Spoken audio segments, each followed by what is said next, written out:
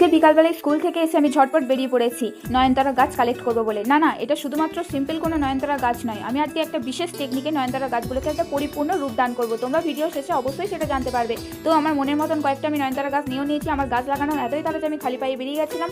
তো তারপর আমি এখানে তোমরা দেখতে পাচ্ছ যে মাটিটাকে ভালোভাবে প্রস্তুত করে নিয়েছিলাম, তারপর কাণ্ড থেকে পাতাগুলোকে আলাদা করে নিচ্ছি যাতে আমার কাজটা খুব সহজ হয়। তোমরাও এই টেকনিকে গাছ লাগাতে পারো, দেখবে গাছটা এত সুন্দর হবে না যে তোমরা দেখেও অবাক হবে। তারপর আমি প্রত্যেকটা কাণ্ড থেকে পাতাগুলো আলাদা করে নেওয়ার পর সমস্ত কাণ্ডগুলোকে এক জায়গায় করে ভালোভাবে সুতো দিয়ে টাইট করে বেঁধে দিচ্ছি যাতে করে একটা কাণ্ড কখনোই অন্য কাণ্ডের সাথে আলাদা না হয়ে যায়। তো দেখতে পাচ্ছ কতগুলো পাতা আমি কাণ্ড থেকে আলাদা করেছিলাম। তারপর মাটিটা আমি তো আগেই প্রস্তুত করে রেখে দিয়েছি, তাই এই জন্য মূলের কাছে আমি একটা ভালোভাবে সুতো বেঁধে দিয়েছি যাতে মূলগুলোও কোনোভাবেই না আলাদা হয়ে যায়। তারপর মাটির সাথে শক্তভাবে বসিয়ে দিয়েছি।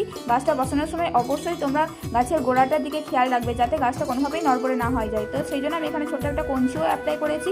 এই টেকনিকে গাছ লাগানোকে বলা হয় বনসাই টেকনিক। তোমরাও এভাবে ট্রাই করতে পারো, ভীষণ সুন্দর গাছটা হয়। আমার গাছটা যখন পরিপক্ক হবে তখন তোমাদের সঙ্গে অবশ্যই কোনো ভিডিওতে শেয়ার করবো।